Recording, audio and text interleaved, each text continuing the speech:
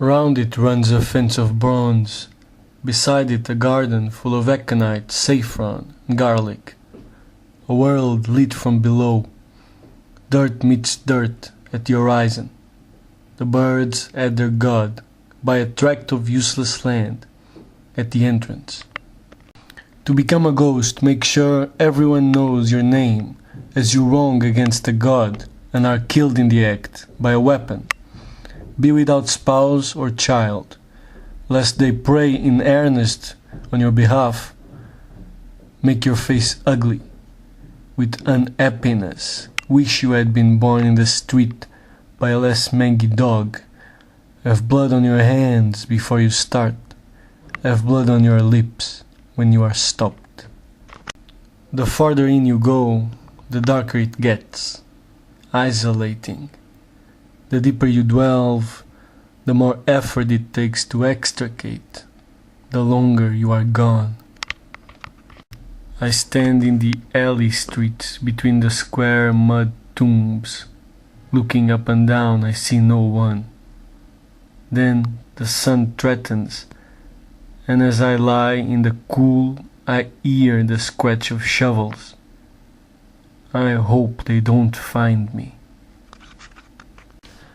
Man escaped Plato's cave, left behind the false images and shadows on dark walls. But once he emerged out into the sunlight of the real world, he promptly invented smartphones, so he could carry a sliver of the cave's darkness around with him, to peer into constantly. So now he could see the false images in ultra-high definition. Once it became clear the world was a sphere, it made leaving your problems behind you problematic. On a sphere, your first step away from a point also moves you closer to it. There is no exit here. Humans' biggest sin is that they alone among the animals ask questions. This makes them both the dullard and the wise one, who stand before a masterpiece and one says, "That's ugly," and the other understands it, but points out how it could have been. Both anger the Creator, so vain as to think he's above all.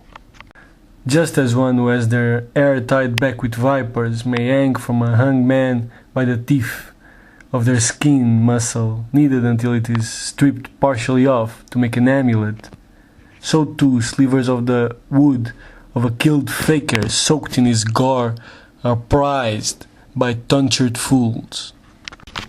And when someone dies, make an image of your enemy, comely as you can, proportioned well, and dress it in fine cloth that smells of freshness, and take the figurine to the dead one's grave, and bury it too there, saying, "This one loved you dearly, and wants you now," and betroth the two with much ceremony, and soon your enemy will not sleep without the recent dead.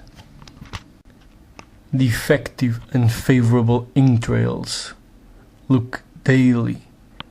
Step into the street on the outskirts, past the fence, illness, headache, sleeplessness, torpor, misery, grief and loss, moaning, woe and depression, an ominous encounter, machinations. It comes into their dreams as a large bird of prey, and from there screeches at them. They may appear as an angry old woman, a cloth tied tightly over their face, so that the features may still be discerned as those of an angry old woman, but if the cloth is removed, the head of a bird of prey is found in a bag. Rue and pine needles float atop a broth of lizards, prepared under a thin moon. It is a drink for shades, in a dirt trough.